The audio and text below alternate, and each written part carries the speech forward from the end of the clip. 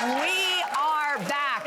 Okay, listen up, everybody. With spring often comes the urge to sort through and scrub down your surroundings. And our next guest wants to make sure that we don't skip over our beauty routines. She's going to help us clean, declutter, and organize our beauty arsenal to give us a fresh start for the new season. Please welcome our favorite beauty editor, Bahar Niramwalla. Thank you. Super excited to judge, ladies. Oh, you're going to judge us. There's going to be some judgment. But first order of business, the cleanup.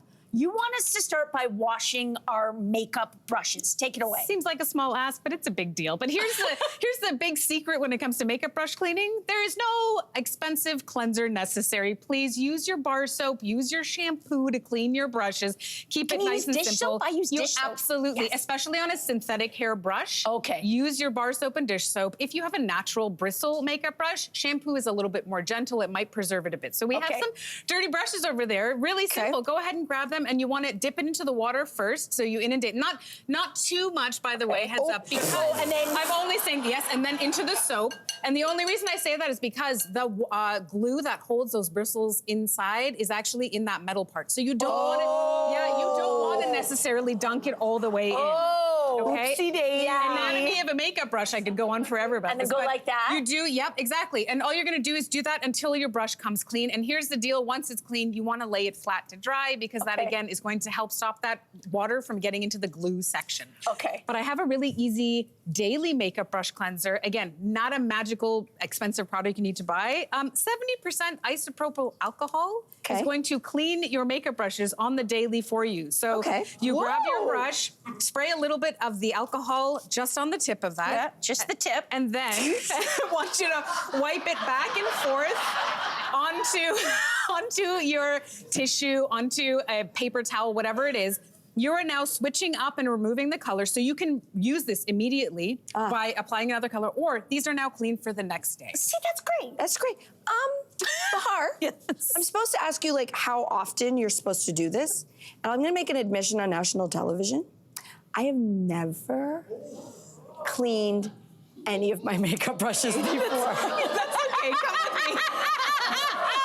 No shame. I mean, the first step is admitting you have a problem. Yeah. So that's A-okay. That's the first step. Maybe you'll start now. In reality, if you do this, if you can, once a month, I'm also gonna admit, I don't do this once a month. I would like to, but I've tied this in mentally with another thing I don't do often enough, but I'd like to, which is wear like a clay mask or a face mask. So in my mind, because that's a 20-minute-ish thing, okay, that's also the time that'll go ahead and wash all the stupid brushes. What a great idea. That's smart. So just tying it into another little activity, that might make it a little bit more. Yeah, I love that. That's fair.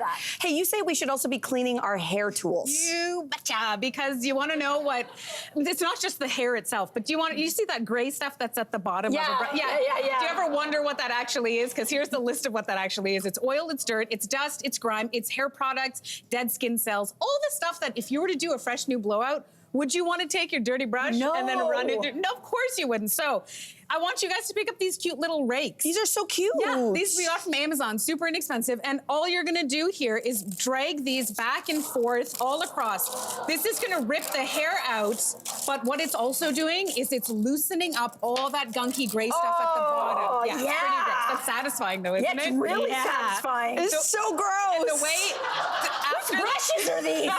Don't ask. After the hair comes out as well, what I want you to do is grab yourself a clean toothbrush.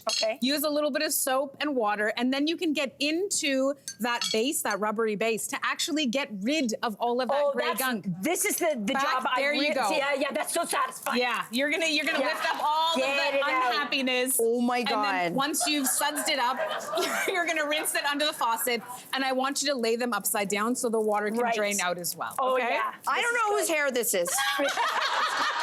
Okay, step two. Step two is the purge. You suggest we take inventory and toss certain products out. So let's start with makeup. Yes, let us, because what I want you to do is empty everything out into a pile, and I want you to be cutthroat, because there is a good general rule that if you have figured out what you have, then you'll also see what you might need to replace. Okay. And then also, here's another general rule. For the most part, for every seal you crack on your makeup and skincare, you've got about a year to play with. Oh, I thank you for that. About a year. Thank you. Except for a few exceptions, okay? Okay. And I'm gonna yell about like, this one. Are there crucial, Yes. like, what are the crucial, especially when it comes to skincare, I guess Okay. for everything. Like, Yes. what are the crucial ones where you're just like, that's not gonna hold up, you must throw it out? Mascara is number one. We've heard this before. It's just that 3-month mark is also very generous because. Are you kidding me? It's a 3 months.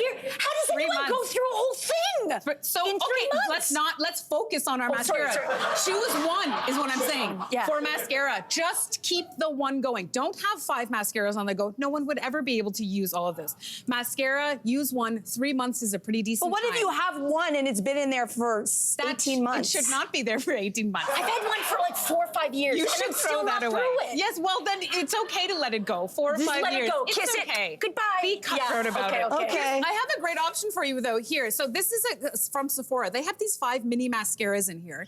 So you can open one up and give it a go, and then you try each out, and then at the end you get to choose which one you loved and get a full-size version. Oh, that's genius. Right? That's so cute. you get That's to test them really out. So cute. that's a great option. But then we can talk about skincare if you want to. Okay, yeah, okay, skincare. What do you, for sure, let's toss it out. Let us discuss sunscreen first, because sunscreen for the most part has a pretty good expiration date, but if you are not using it every single day, you need to replace this with something you are going to use. I have a really beautiful, this is new as well, heads up. It's from Biore. It's their UV Aqua Rich Moisturizer with SPF. So they come in an SPF 30 and 50.